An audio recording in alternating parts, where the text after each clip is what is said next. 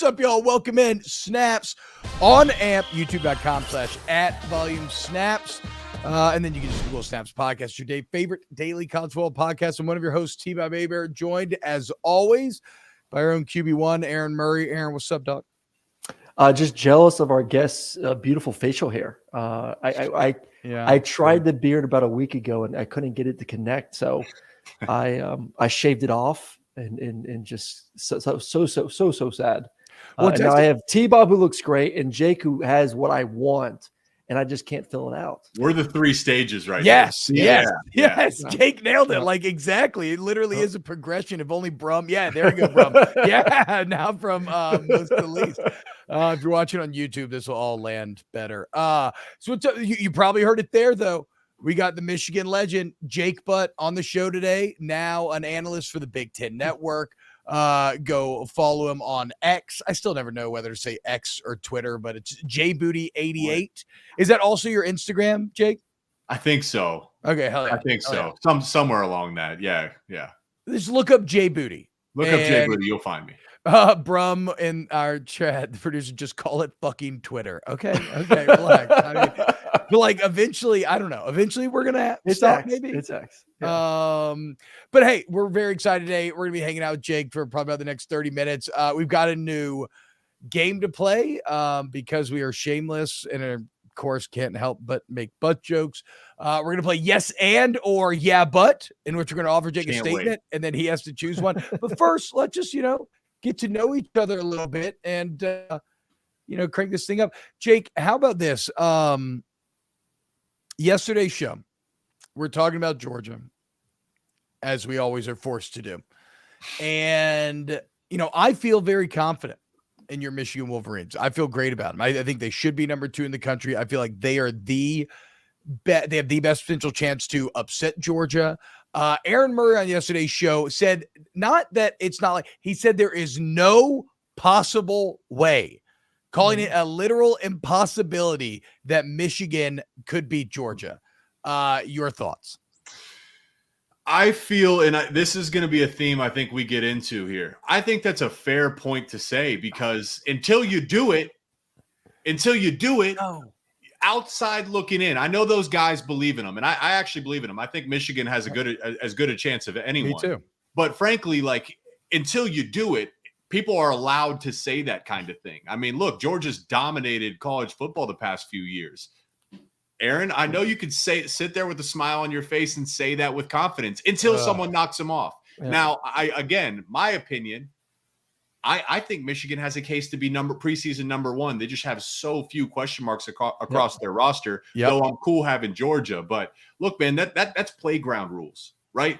If you win King of the Hill in playground, you're the king of the school until someone knocks you off, right? That's primitive stuff. So, that's Georgia, fair. You've been number 1 for so long, you're allowed to say that. Well, yeah, but listen. I so I can clarify myself. Yeah, but here I'll start off first here. I do think Michigan is the second best team in America. What I was trying to tell T-Bob yesterday, there's a style of football that needs to be played in order to beat Georgia. Alabama showed it 2 years ago. Ohio State last year probably should have beat Georgia. Showed it. I don't know if Michigan, while they may be the second best team in America, and why maybe they could beat Ohio State for a third straight year, and probably will, and they could maybe beat Alabama and LSU head to head. There is a style of football that has to be played to beat Georgia. That is my bigger concern. No, I get the point, but I think Michigan can. Well, is what I'm saying. Play a style of football that can beat them. Yes, I think bring up a good point, though. Listen, Michigan, I've said this, what makes them great is their running game. That's a great offensive line. They can hand the ball off 40 times a game and sleepwalk to 10 wins. But when you face that front seven and that physicality of the Georgia Bulldogs defense, it's going to be a lot harder. So the challenge for Michigan, I think that they can make it very confidently. They can make it back to the college football playoff this year. But if you want to win a national title, I believe JJ has the potential as quarterback to be in the Heisman conversation, but he hasn't been given the opportunity. We don't know how good the Michigan receivers are going to be. We've seen flashes, but for Coach Harbaugh and Sharon Moore, the offensive coordinator, as easy as it would be to hand the ball off 40 times, I think you got to let JJ air it out. You have to rep that throughout the season build up some equity. So when it does come time to play Georgia, you're not just doing it for the first, second, third time on the season. You have to build that identity earlier in the year. Well, and that's my point. And I would love to actually see Michigan do that, Jake, because they're good enough where they can, like, even if they feel that's maybe like slightly riskier than being more conservative, like they can get away with it, right? But like that's why, Aaron, when you bring up the style point, I understand what you're saying. Yeah. But I'm banking on the growth of JJ because he went from being in a position battle at the beginning of last season where they're like rotating game to game, which we'd never really seen before, to then looking like pretty shaky early on. But then look what he did against Ohio State and some of the plays that he started making down the stretch. Even the TCU game, there were big gaffes, but there are also massive plays that you would not have seen from earlier. So like now you give him an off season. I mean, you got Harbaugh out here comparing him like to Mahomes and stuff. Like I'm with you, Jake. I think JJ McCarthy's a legit Heisman candidate, and his growth, he is the reason why I think they're capable of taking that next step and the beat UGA period. He doesn't have a physical limit, right? The only limit is going to be set on is Michigan going to be safe? Like you said, T-Bob, are they just going to sleepwalk to these victories? There's not a risk, man. Those first 4 games, Michigan should win no matter what. So air it out. What's the if you win by 17 or you win by 30, it doesn't matter. But the value you can gain by letting JJ get in gun. That second half, though it wasn't perfect, you saw JJ just out there. He looked free, man. He looked like he was just making plays. Let him loose. Let him loose. That's going to benefit you down the stretch of the season. I want to go to Harbaugh real quick. I feel like you have a better pulse than we do, obviously, on Michigan and Michigan football and the fan base. What is their feeling towards Harbaugh? I feel like every offseason we've had a discussion. Is he staying? Is he going? Now the 4-game suspension, which is absurd by the NCAA, but still he has to set up for fucking NCAA. What is the overall temperature of Michigan fans and Coach Harbaugh as their head coach? Love him. And now it's funny because they're a couple years ago after the COVID year, some fans said, hey, let's get him out of here. Let's uproot the program. But I think now, I couldn't believe hearing some of that because Coach Harbaugh is one of the few coaches that's proved it everywhere he's been in college and the NFL. He's a damn good ball coach, and he's got a great roster this year. So I hope that provides perspective to Michigan fans that this is their guy. And as long as Coach Harbaugh wants to be there, he should be there. Look, who knows fact from fiction? Is Jim really interviewing for the NFL or is he getting leverage to sign a new contract? I don't know, but then again, you're the first person that's brought that up since those conversations start. It feels every year they heat up, it's a done deal, and then it isn't, and we forget about it, and we just care about the wins and losses. Jake, you played for Harbaugh your whole career? Or 2 years. Like maybe a year after Brady Hoke 2 years? Yep, 2 with Jim. Well, now I kind of want to pick. What was that transition like going from Hoke to Harbaugh? Because like you said, and I'm not trying to shit talk anybody. I played for Les Miles. Ironically, probably the thing he was worst at was like the actual coaching of the football. So like everybody has weaknesses, but what was like, I always heard from the old heads going from Saban to Miles was just kind of like, that's a downgrade. What was it like going from Hoke to Harbaugh? Hoke. Listen, Hoke is one of the best people on the planet. He's a great guy. When I graduated from Michigan, he was out living in San Diego. He took us out for lunch, had some beers. Oh, hell yeah. Awesome dude. That's Jim. I don't even think Jim drinks. He is all about ball. So when Brady used to walk into the team room, he was almost a jolly guy. Like I think he could play Santa, but rosy cheeks, So he'd walk into the team room and everyone would go like, hey, we'd cheer and clap for him. And it was a nice thing. So when Jim gets hired, we're all sitting there in the team room like, do we cheer? Do we not cheer? And like the door opens and everyone like sits up straight. And it was his assistant, Colonel Minnick. And he's like, hey, I know you guys used to cheer for Brady. We're not going to do that here. We cheer when we win. So sit up straight and have your notepads ready. Coach Harbaugh's coming in a few minutes. So that was the first wake-up call. Big difference, though, is the quality of coordinators and assistant coaches. And that, to me, is a big piece of a head coach. It's really less about X's and O's. You have to be a good identifier and delegator and bring in the right people. That first spring ball, I don't know if you ever experienced anything like this, Aaron, but he literally looked at us like, guys, this is just not good enough. So the NCAA, it's 4 hours maximum in the building. And the way most teams break it up, it's an hour and a half of practice or an hour and a half of meetings, then 2.5 hour practice. Jim said, no, you get better at playing football by playing football. So that full 4 hours, we practiced for 4 straight hours. Not only that, he split the team into an A team and a B team. The B team would come out for 2 hours by themselves. Then the A team would finish the final 2 hours with the B team. And then the A team would stay out for 2 hours. So if you were a coach, you were on the field for 6 hours. Ooh. Some dude got like 1,500 reps in spring ball. So, what? I mean, that just tells it was a massive, massive shift when Jim got I was really excited for breaking news that Jim Harbaugh broke another rule there when Jake got going with that conversation. That's a very I was like, oh, here we go. Hold on. Did anybody's school? Well, I mean, you don't have to comment, Jake, because I guess Jim's still coaching there. But we all 4 hour rule. Are you kidding me? 20 hours a week? We used to sign that shit and laugh. Like, we were there way more than 20 hours. We used to Les Miles used to do 3 hour practices every day. Look, a lot of it was not mandatory. Some of these walkthroughs that don't exactly the times like compliance was tough. Show up. I mean, we literally, because you had to lift, we had 15-minute lifts. Like we would go into the weight room, like squat 5 sets and leave, and then bench 5 sets and leave. Like because all of our time was dedicated to practicing football. See, no kidding. Jake, this is the problem with the Big Ten. Y'all care too much about academics. I mean, Michigan cares about grades and their AAU status or whatever it is. Come on, dude. And the rules? Get out of here. Go ahead, Eric. We talked about this. I think we talked about it 3 weeks ago.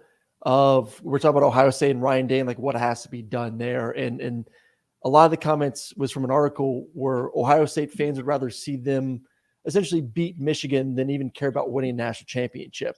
And I was like, that to me, that's silly. Like I'm fine losing to Florida if I know that we're going to win a national championship. I'll lose to Alabama every year in Atlanta if that means we win a national championship. Is that really the case for Ohio State or Michigan, where you guys would be fine beating Ohio State and not winning a natty? Or say you lost to Ohio State but won a natty, does that make up for it? Look, it's one thing to say that. I think Buckeye fans would have been real happy if they had pulled off the win against Georgia and then beat TCU. Yes. That we would have been provided some clarity there. They would have taken a victory lap for sure. Look, I grew up in Columbus, so I know this. Urban Meyer's even quoted saying it. He's like, Urban Meyer himself said, I would rather lose every game and beat Michigan. Now, whether that's true or not, it's a point of emphasis, right? It's a point of emphasis to talk about the seriousness of that rivalry. So it's both sides. And I think Michigan, they started emphasizing it too. Like Ohio State would have a Michigan drill every single practice. We didn't when I was there. A few years ago, they implemented it just to, again, have that emphasis. Guys, listen, this one is different. This matters above all else. And sure enough, it's paid off. So it's a serious rivalry. Jake, tell me this. How I frame it is, if you lose that game, the only get out of jail free card you have is a natty. Yeah. Right? Like, lose that game, a Big Ten championship may not even get it done. Like, the only way people will be happy is if you get all the way to and win the national championship. So, like, Ohio State was there. They were on the edge, and yet instead they set losers of 2 in a row. And Michigan probably getting the benefit of the doubt. So I went back and looked at this, Jake. So with Hoke, you went 7-6, 5-7. Then y'all did these 10,000 reps, and it immediately went to 10-3. That's crazy. Back-to-back 10-win seasons. And frankly, in 16, we left some meat on the bone. We had a damn good roster, and lost to Iowa should never have happened. Lost on the double overtime. JT was short, whatever. And then lost to Florida State. We dropped 3 straight, and our roster was so damn good. So it's good to have back-to-back 10 wins, but I think all of us on the 16 team knew we left some meat on the bone. Yeah, look, all 3 of us left meat on the bone, right? I lost my last natty 21-0, my last game. Aaron had the SC championship. What is being a former athlete, yet having regret about how some shit went? That's right. Okay, how about this, Jake? Big Ten, obviously, very exciting, ton of news. I hate to do this, but I think we have to ask one conference realignment question. Yeah. A lot of new faces showing up. How are we feeling about it? Is it smart for the league? Aaron, if you want to add anything, you can. No. It's smart for the league, absolutely. And I see the full picture, right? That people like to put a label on it. Is it good or is it bad? Look, it sucks for Washington State. I feel for them. It sucks for Oregon State, Stanford, Cal. Like that sucks. But that's not the fault of Washington or Oregon, too. This expansion, to me, it's been set in motion a decade plus. Like this was inevitable. So I approach it from that lens. Like, man, expansion was going to happen. More expansion and realignment will most likely happen in the future. Timeline, I can't tell you. So if that's the case, then I say, as a player, I would have loved to play in those games. Big brand versus big brand, millions of people watching. As an analyst, I work for the Big Ten Network. I can't wait to go to those stadiums. I can't wait to call some of these games. So, and frankly, look, the money, what Pac-12 was talking about, like $20 million a year. Big Ten's $100. You know, Oregon, if you're those athletic departments, you have to make a decision to protect your future. Like there's no friends in business. You have to protect, as much as it sucks for those other schools, think about how that benefits all the other sports beyond football, all the other sports at Oregon, Washington, USC, UCLA. There's some winners and some losers, but I think sometimes we're only talking about who gets left behind when, look, there's some people that are going to benefit from this as well. So the conference is going to look like Michigan, Ohio State, you got Penn State, Wisconsin, USC, Oregon, Washington. I mean, it's loaded. And then you look at the SEC, obviously. Wait, Nebraska. What about you? Forgot Nebraska. Nebraska. Big brand. Yeah, Nebraska. List Indiana. goes on. Similar. Hey, well, Indiana. that feels disparaging. That feels disparaging. No. Okay, I'll put. I'm trying to hit the positives here. Then you got the SEC, who has obviously the big boys too. What is the more talented? What's the tougher gauntlet to win come next season? To me, okay, so let's separate this. All right. To me, the Big Ten is going to be tougher to go through. But until it's another team outside of the SEC that wins the national title, the SEC, everyone can say, look, the SEC, until someone knocks off Georgia, we can talk about the regular season. I think but that's just one or two teams. I'm talking about like from top to bottom when you add those four brands. He's saying top to bottom of the Big Ten. It has to be. It has to be. Oh, certainly. Do you even Vanderbilt, Jake? I don't know if it. I think you're probably right. After all those additions, and some of that will come down to how Texas, Oklahoma do. I personally think Texas will always fail you, but that's just me, and I don't believe in Venables either. Look, so those two, there's the new additions. Texas and Oklahoma, we're still uncertain. Like the jury's still out. How good will they be? USC, UCLA, Oregon, Washington all have brand new head coaches that all have their programs trending in the right direction. Oregon, Washington, and USC, those are three Heisman candidate quarterbacks right there. Those programs are trended in a right. We're more certain about those than we are about Texas and Oklahoma. So now I will take this opportunity to ask you about the Corn Hub. I'm a big believer in Matt Rhule, the turnaround jobs. I mean, from the very beginning of last season, we were talking about Rhule to Nebraska. The dream happens. It comes to pass.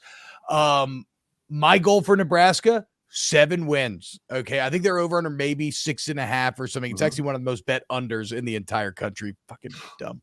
Cause it's weird, man. I looked it up. You look at like the past few recruiting classes and they've really only gotten out recruited by the big three. Everybody else are either right on par with, or they're actually ahead of. It's just that for whatever reason, Scott Frost cannot get anything out of that team. Now they got Rhule, they got new culture. He's bringing Solich back. Like he's healing the fan base. He's bringing fullbacks back. How we feeling about the Huskers?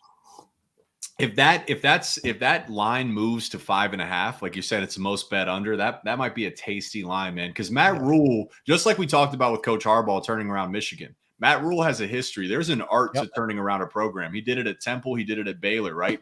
Very quickly. I don't think it was immediately at both schools. No, he had bad year ones, but he did not take over. Like Nebraska's not as bad. Yeah, Nebraska's not as bad as those teams were when he took over. And the other piece of this is, look, Scott Frost, the record is bad, but they lost more one possession games than they were in it. And if you follow that team, as you know, T-Bob, how many self-inflicted wounds? How many? If you can correct some of those self-inflicted wounds, you start to maybe don't win all those one possession games, but a one possession game, you look at yourself and say, damn, we didn't have this many penalties or this many sacks or have this many missed assignments. And that's what a good head coach can do. Matt Rhule can do it. It's a different world too with the transfer portal. They added a large number of transfers, including the quarterback Jeff Sims. So I'm excited for him. The difference between 6 and 7 wins doesn't matter. They need to get to a bowl game this year because those practices. It's another spring ball. They need to do that to set the program in motion. Hey, Jake, don't let T-Bob fool you either. It's not like he grew up a Nebraska fan. This is like relatively new in the last like 6 months. So like, don't let him trick you here. He knows Nebraska's fucking history. Who the fuck put Eric Crouch on their top 10 quarterbacks? Okay, that doesn't mean that you're like some Nebraska fan. Where did it happen, T-Bob? Why? It's like 6 months ago it happened. I tried because I fucking love the brand. I grew up on the brand. As you get older, you get nostalgic. And I grew up with him being. You grew up an LSU fan. No, duh. But what I'm saying is, but Nebraska was so badass, and I hate to see them fall as hard as they have. And then, like, I kept trying to believe in Frost, and he kept blowing it. And I've always liked Matt Rhule.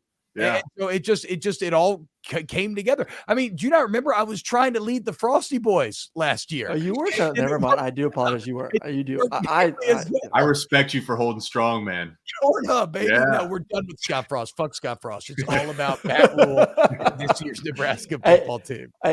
Jake, one quick one real quick. Surprise team in the Big Ten. Who is it? Who's going to be this year?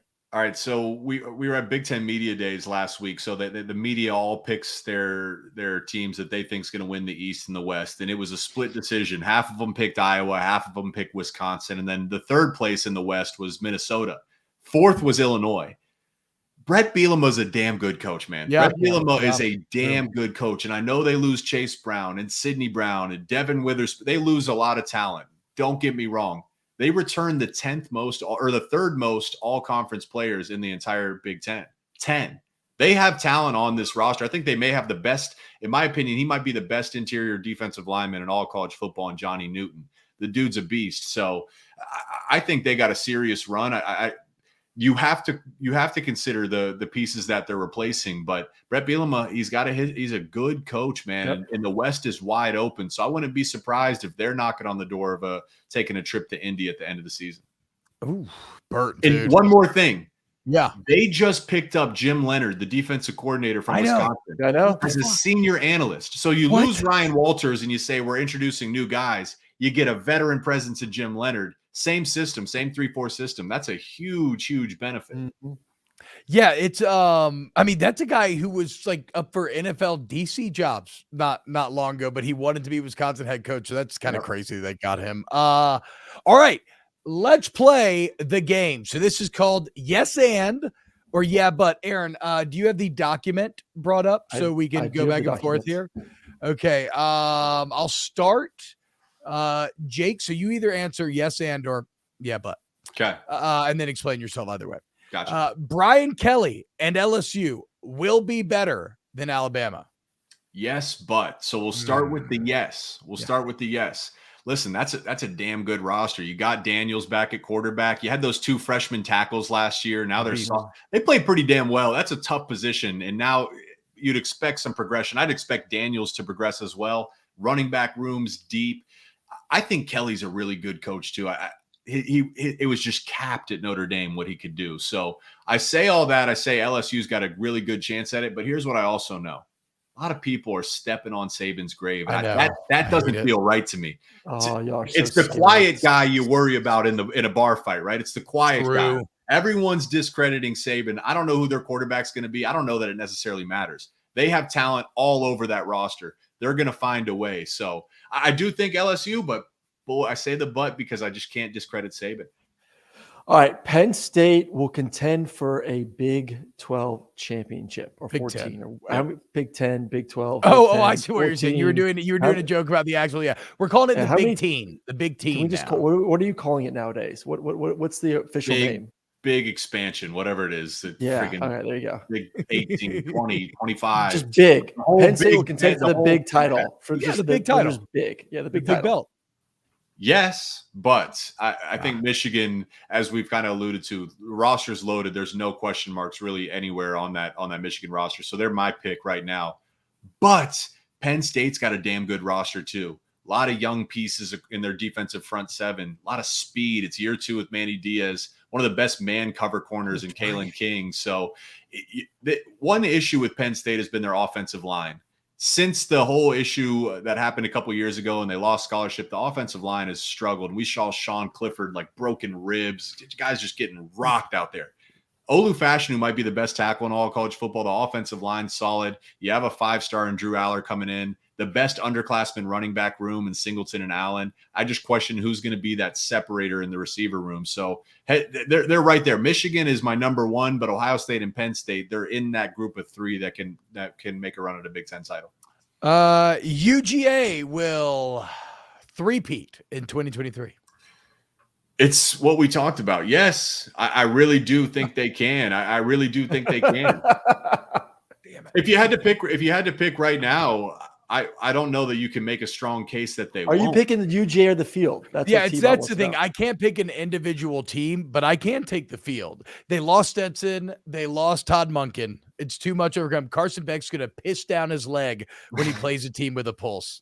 I'm excited to see Stetson. This is completely off the beaten path. I agree. He's making some splashes out there at Ramsey. He's a stud, man. I don't think I gave him enough credit. He's the most underrated athlete of all time. Seriously. How fast did he run? What did he run the 40, Aaron? He's like a 4.6 guy, I think, somewhere there. Aaron, what did you run the 40 in? That's fast. I tore an ACL. I didn't get to run a 40.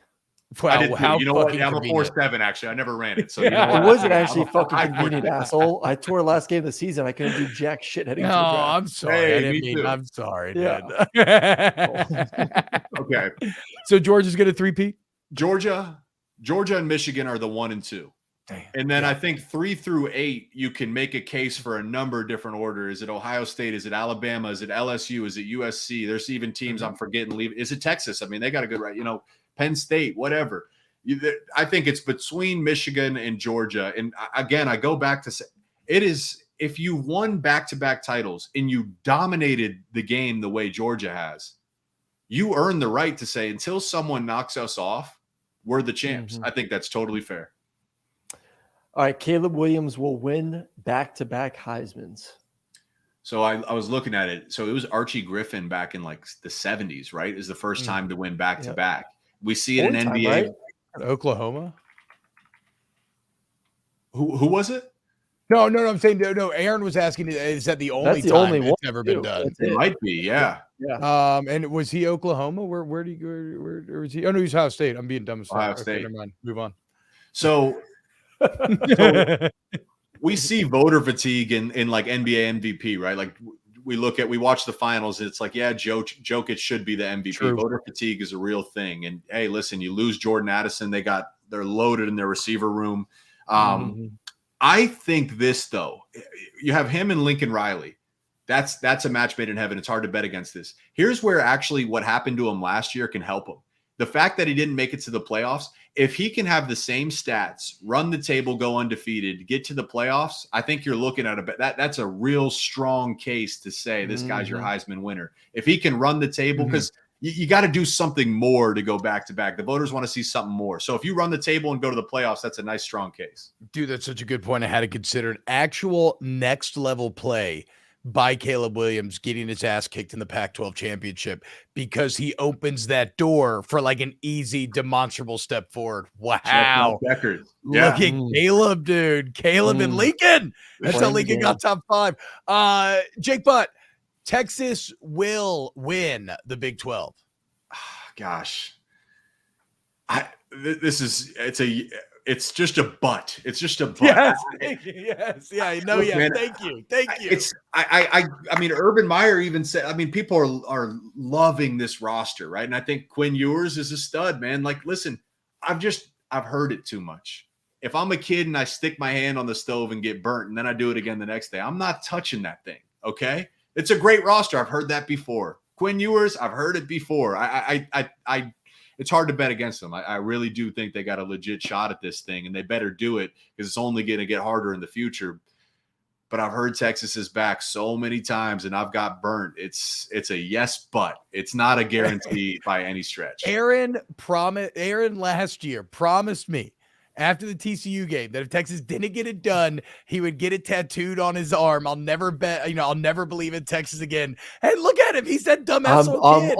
He's Texas. burning his hand again. I'm so sold. I am. You know why? I think about this. You know why? Because Texas was my team growing up for unknown reasons. And they're one of the only teams that didn't offer me a scholarship. So it's kind of like that girl who wouldn't go on a date with you. Yeah. You just keep going back, man. Like they just, she was mean to me and I kind of liked it. So I'm going to keep going back to Texas. Yep. All right. Last butt question here. Okay. Brian Ferentz should be fired. Let's see how this year plays out. I get it. He certainly deserved the criticism last year. All the conversation was about the quarterback too. What's his name? I'm drawing a blank on it. This year or last year? Last year. He was terrible. I feel bad. His stats are terrible. Brian Ferentz had good numbers with the guy before. Who was it? Yeah. Stanley? I'm about to look this up. I don't know why I'm drawing a blank on it. No, I got you. Hold on. Spencer Petras. Spencer Petras is who it was. Go. But so that's just the easy thing, right? Is it's the quarterback's fault. It's Brian Ferentz's fault. But what I know about Iowa is when they're good, it starts with the offensive line. The offensive line wasn't even average. The offensive line was horrendous. Then you start with the fact their whole receiver room, anyone they wanted to count on to start the season was injured. So you have a subpar quarterback with a subpar offensive line and no weapons to throw to and a freshman running back. I'm high on Sam Laporta just because that dude putting up the stats that he did when everyone knew the ball was going to him last year was really impressive. The offensive line this year will be better. Cade McNamara is a leader first, and I think that benefits the locker room. Luke Lachey, Eric All at tight end, that's a good combo, and Caleb Johnson at running back, a year older, a year stronger. So listen, I say that to say that Brian Ferentz, you got to get it done this year, man. You have to complement that good Phil Parker defense. So no more excuses. God, I'm excited to watch some SEC. I'm just excited for college football, Big Ten, all of it, dude. It's going to be awesome this year. Jake, thank you so much, man. This was super fun. It's great to finally get to talk to you, meet you, and everything. And yeah, man, look forward to watching you on the Big Ten Network this season. Likewise, guys. Great shirt, by the way, T-Bob. I didn't. Thank you.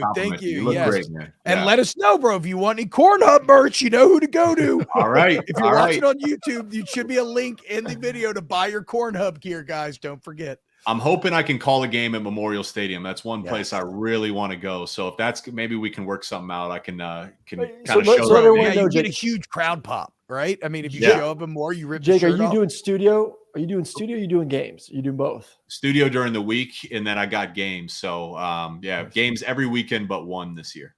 Nice, boys. Yeah. Look at you two. Hell yeah, good ones, dude. baby. Yeah. Hell yes. Going to Columbus. Right. Oh, dude, wait. So you're from Columbus and you went to Michigan? Yeah. Yeah, I saw Ryan Day at Big Ten Media Days. He's like, "You're a heck of a tight end. How did we miss you? They didn't offer me, so yeah, I went to Michigan." Oh, what? Oh, Ohio State didn't even offer. Oh, wow. Yeah. All right, I got a good story for you, real quick before we wrap up. Go. So when I was getting recruited is when it went from the situation with Fickle to then Urban. So Urban had a guy out of California. He offered, didn't want me, so I went to Michigan. Ended up being like a 2-time All-American. I won the John Mackey Award. So in 16, which was the JT was short game, I finished my career 0-4 against these guys. Sickening. But anyways, I go down to Atlanta to the College Football Award show. We do that Thursday night. Friday morning, our SID is like, "Hey, be in the lobby at 7 a.m. We're catching a shuttle together to the airport." So I got there early. I got there at 6:45. Only 2 other people in the lobby at that point in time. There's the clerk behind the desk, and there's Urban Meyer. Wow. I've never talked to him face to face. So, dude, like I say, oh, man, like I see him, smoke's coming out of my ears. I start to sweat. "Hey, coach, how's it going?" Go post up against the wall. He's an intense dude. Immediately walks over and puts like literally right in my chest. He's like, "Why didn't you come to Ohio State?" "You didn't offer me." He's like, "What was it? Were you a bad student?" I'm like, "Dude, I went to Michigan." He's like, "Wow, did you get in trouble?" Yeah. He's like, so we went back and forth for a little bit. He's like, "You were a hell of a player, man. You used to give me nightmares. I wish you the best." I'm like, "Damn, wow, I want to like you. Wait, I respect you, and damn, I wish I beat you." Wait, so Herb could have offered, like he was the coach at the time when you were coming out, Urban was? And their director of recruiting at the time, I went to junior high and high school with his son, 7th grade all the way to high school. So Urban couldn't even fathom that he would have not recruited you. Like that's how absurd it was. I was skinny. I was a basketball player and a soccer player. I was like 209 pounds. I wasn't college ready, but I mean, I put on 40 pounds like from the time I graduated high school early and I started as a freshman. So fucking beast, dude. Damn, full circle. What a legendary story, dude. Jake, thank you so much, man. Again, Jay Booty, is it Jay Booty 86 off the top of my head? 88, Jay Booty 88. My bad. Jay Booty 88. Twitter, Instagram, wherever. Catch him on the Big Ten Network. Jake, thank you so much. As always, thank you to Paul Ferry. I got to stop thanking Paul, but I've done it for so long. But actually, thank you, Paul. He came up with yes and or yeah, but. So good job, Paul. Cool. Pat Gunther, Adam Gracia, Danny Cardenas, Chris Tran, and our fearless leader, Ryan Brumley. YouTube.com/@volume stats. Hit the subscribe button. Take it easy, y'all. We will see you Monday for a brand new episode.